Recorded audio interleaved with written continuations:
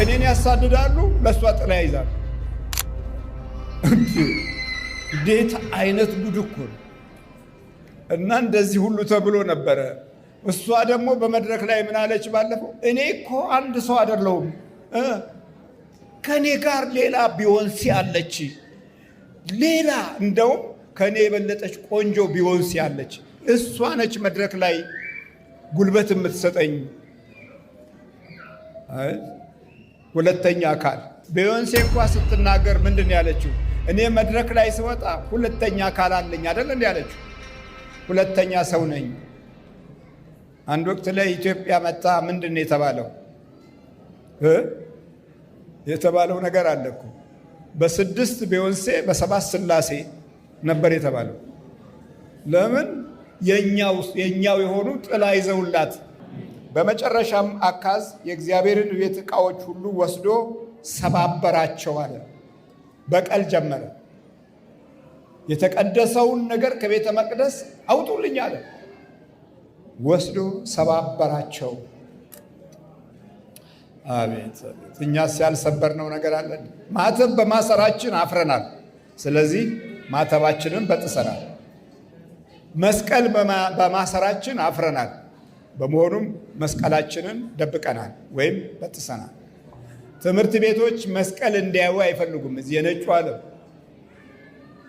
አይፈልግም። በፍጹም መስቀል ማየት አይፈልግም። ስለዚህ ከልጆቻችን ላይ መስቀል አውጥተናል። ይሄ እምነታችን ነው ብሎ መጋፈጥና ጉልበት ያለው ተሰቢነትም አተናል። መጀመሪያ የተሰቢነታችን ምዕራፍ ተሰብሯል። ስለዚህ ልጆች ሲማሩ የዘመኑን የጊዜውን እና የአስተማሪውን አዚም ይይዛሉ። እያስተማሩ የበሏቸው ልጆች እኮ ብዙ ናቸው።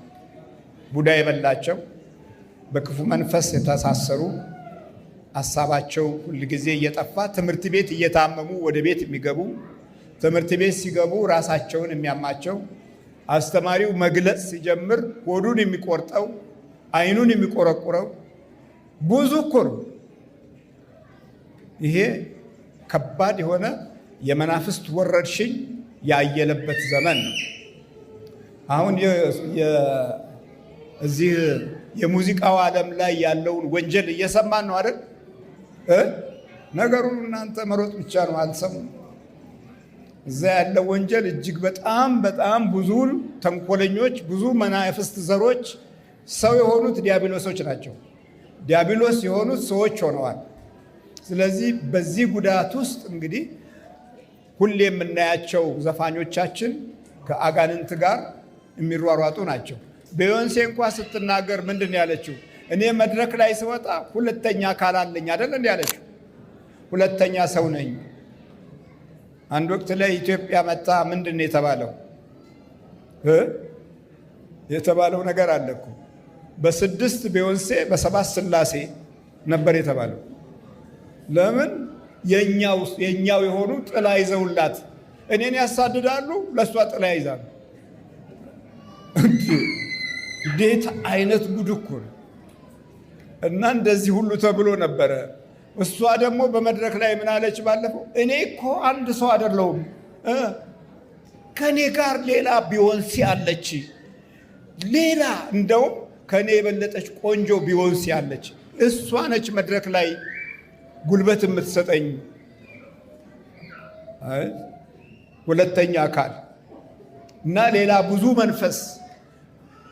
ያ ሁሉ የሚያጨበጭበው ሕዝብ ለእግዚአብሔር መለኮታዊ ምሪት ቢሆን ኖሮ በእውነት ስንት የተባረከ ምድርና ትውልድ ፍሬና ወገን ማግኘት ይቻል ነበረ። ያ ሁሉ በመንፈስ ስለሆነ አሰራሩ ሰው ሁሉ አሁን እዚህና መስግድ ብንባል እጃችን እንኳን አንደበታችን እጃችንም ይተሳሰራል።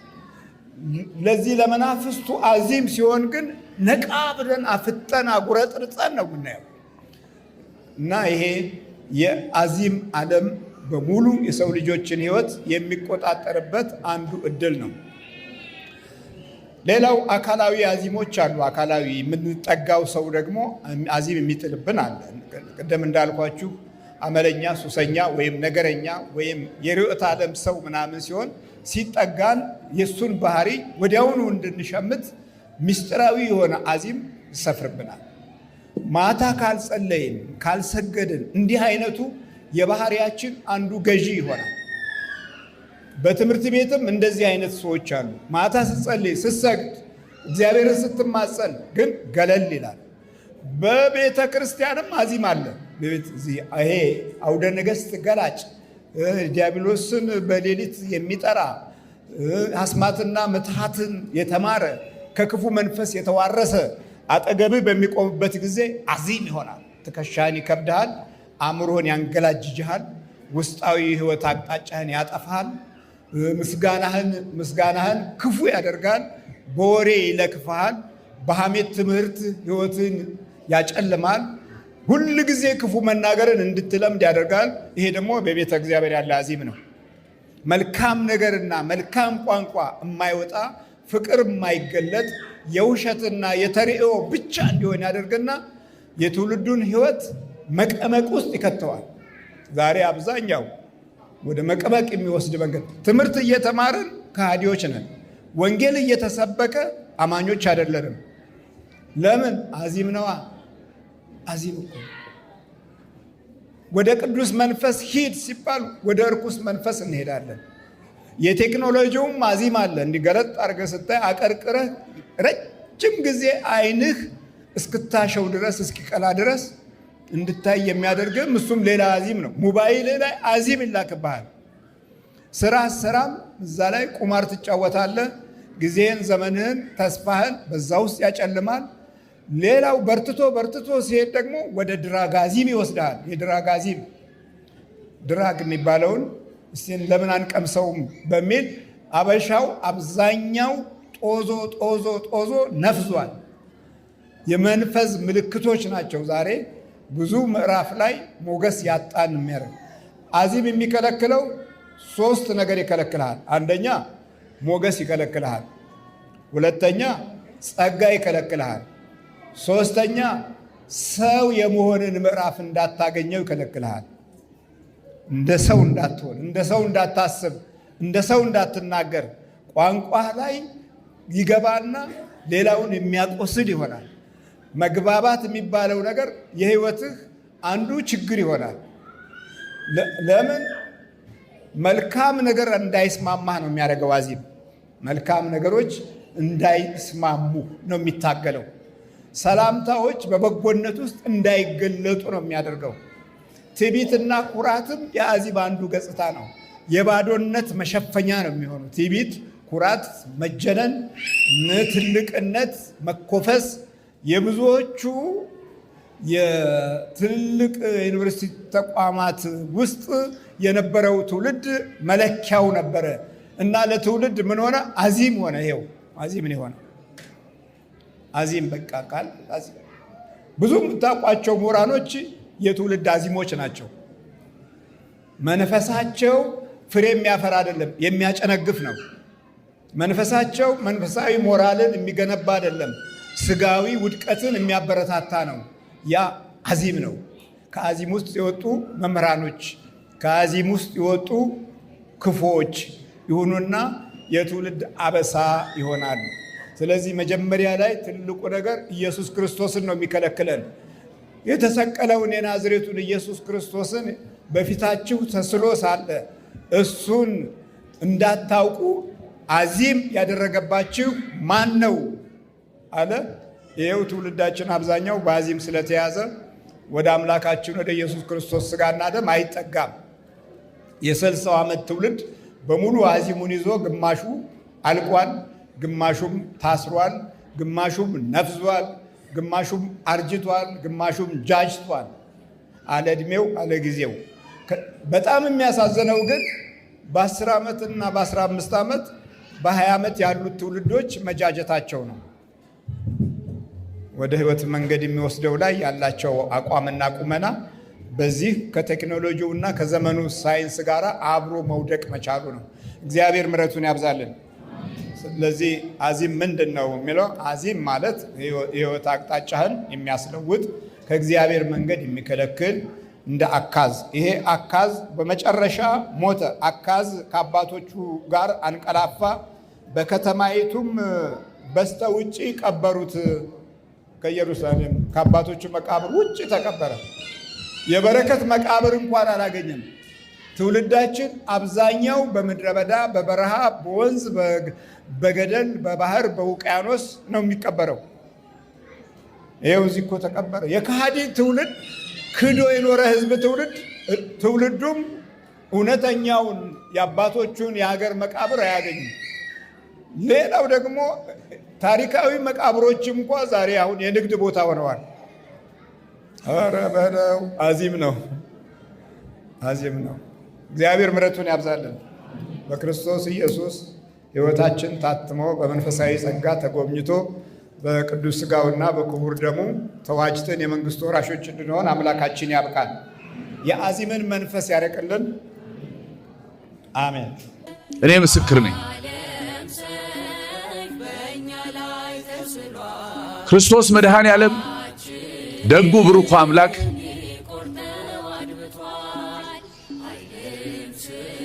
እሱ ያስተማረንን የእግዚአብሔርን ቃል በማስተማራቸው ከ1100 በላይ ቪዲዮዎችን ያለመታከት ዩቲዩብ ላይ የምታገኙትን ያን ሁሉ ሕይወት የሆነ ትምህርት እዚህ ጋር እንዳስተማሩን ሁሉ በማስተማራቸው ከኢትዮጵያ ኦርቶዶክስ ተዋሕዶ አውደ ምሕረት ውጪ የትም ቦታ ጋር አውደ ምሕረትን የምህረት አደባባይ መሆኑን ያሳዩ።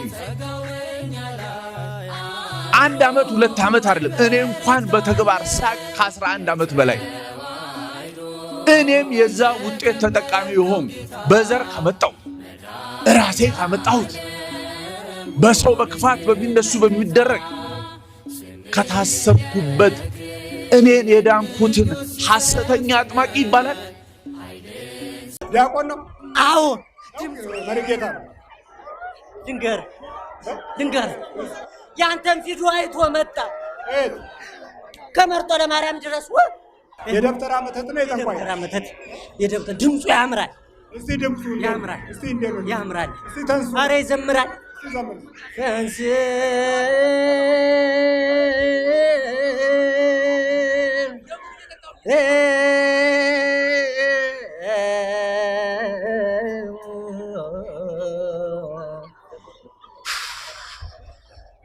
እንግዲህ የቤተ ክርስቲያን ልጆች ሁሉ ተሳስረው ወደ ላይ ሲወጡ አንተንም ሕይወትህንም ዘመንህንም ባህሪህንም ያስሩታል።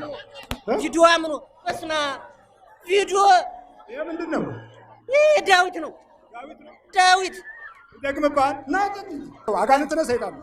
አጋንንት። ስንት ናችሁ? አጋንንት ኧረ ብዙ ነን። ስንት ነን? በሚሊዮን የምንቆጥር ቆጥ ነው። ተከሰው ቶሎ በል ከሆዱ ከዓይኑ አፍ ላይ ተዘጋጅ። እሺ፣ በኢየሱስ ክርስቶስ ስም ወላዲተ አምላክ ስም በቅዱስ ሚካኤል ስም ሲኦል እንገባለን። ሁሉ ሰባት እጁን አውጣ። እግዚአብሔር ይገስጽ።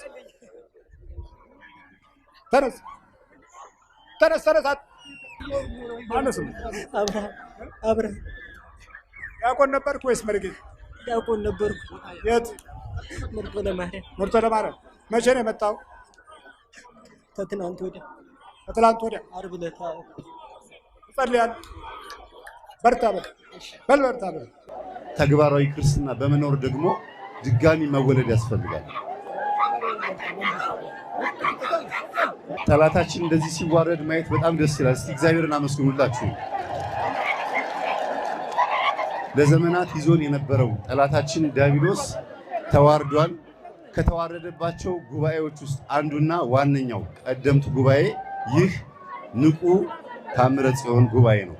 እጅግ የሚገርመኝ ነገር አለ እዚህ ጋር ወንድማችን ለመጀመሪያ ጊዜ አይነ ጥላ ማን እንደሆነች የነገረኛው እዛ ጋር ለመጀመሪያ ጊዜ መምህር ጉባኤ ሲመጣ አይነ ጥላ የምትባል መንፈስ አለች ብሎ መጽሐፍ እንዳሳትም ምክንያት የሆነኝ እና ብዙ ሰዎች ራያችን ላይ ያለውን መንፈስ አለ ተብሎ ሲነገረን እንዴት መንፈስ አብሮ ይወለዳል ሲባል እንደ ሕፃን ልጅ ጡት እየጠባ ከማህፀን ጀምሮ እኛ እሽሩሩ እያልን የምናሳድገው ነው የሚመስላቸው። ስንወለድ እናት ላይ አባት ላይ ሆኖ ያያል ነው። ዛር ማለት ምንድነው? ስንወለድ ያየናል ማለት ነው። ይሄ እዚህ የምታዩት በሙሉ ያየን መንፈስ ነው። ኢዮብ አባታችን ጻድቁ ኢዮብ ምን አለ? ጠላቴ በክፉ አይኖቹ አየኝ፣ ጥርሱንም አንቀራጨጨብኝ ይላል። ኢዮብ ምንም አላጠፋም፣ ግን እግዚአብሔር ስለሚተማመንበት ነው። ብዙዎቻችን የቅዱሳን ልጆች ነበርን። የዛሬ 800 ዓመት የዛሬ 700 ዓመት የቅዱሳን ልጆች ነበርን። አሁን አግኝቶን ተበቀለን፣ አገኘኋቸው አለን። ያኔ እነ ጻድቁ አቡነ ተክለ ሃይማኖት ጥግ ጥግ አስቀምጠውት ነበረ፣ ሸኝተውት ነበረ። አሁን ግን እኛ ተገኘንለት። ግብሩ ዶሮና በግ ነበር። አሁን እኛው ራሳችን ግብር ሆንለት። ስለዚህ እንዴት ሳይዘ እና አባታችን አመሰግናለሁ። በሰፊው ሌላ ጊዜ እመጣለሁ። ምንድን ነው ያረካት? ብዙ ነገር አታም ነበረ ያደረኳት። ቤተሰቦቼ ሁሉ ያደረኳቸው የጣዖት መንፈስ ወደ ድህነት የሚመራ አጠቃላይ የህይወት በረከትን ገፎ ማስተዋልን፣ ጸጋን፣ ሞገስን ሁሉ የሚያበላሽ ጠላት ነው። አብረን ያደግኩት መተት ምን ያድርግ የተባልክ ነው? መተት አሳብዳት። ከዛ ግደላት ነበር የተባልኩት እኮ አሳብደህ ግደላት። እሷ ማን አባቷ ስለሆነች ነው ቤተሰብ የምትረዳው አለኝ። ትረዳለህ? ቤተሰብ ትረዳለች። እሷ ብቻ ነው ከቤት ውስጥ ለእናትና ለአባቷ የምታስበው። ከዛን ቀን አባት አለ። ምንድን ነው የምትሰራው? ኧረ በስመ አብ የወንድ ስራ እንዳለ የወንድ ጎበዝ ነበረች። ከዛ እሷ እንደዚህ እያደረገች እንዴተኛ ቁጭ ብለን ታድጋለች አልነና ሄደን በ35 ብር ሽመልባት ነው ከሰው ጠቅላላ ውጣ።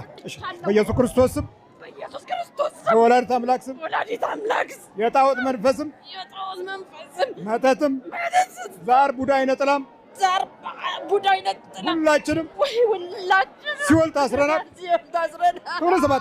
ሰባት ቀን ድህነትን የሚመኙ ራሳቸው ድህነትን የሚያጋቡ ችግርን የሚያጋቡ በቅናትም በተንኮልም በመቀኝነትም በቃ ከነጣዖታችን እንዲንሰቃያለን። በልተን ተነሽ ያዝቻሽ በርቺ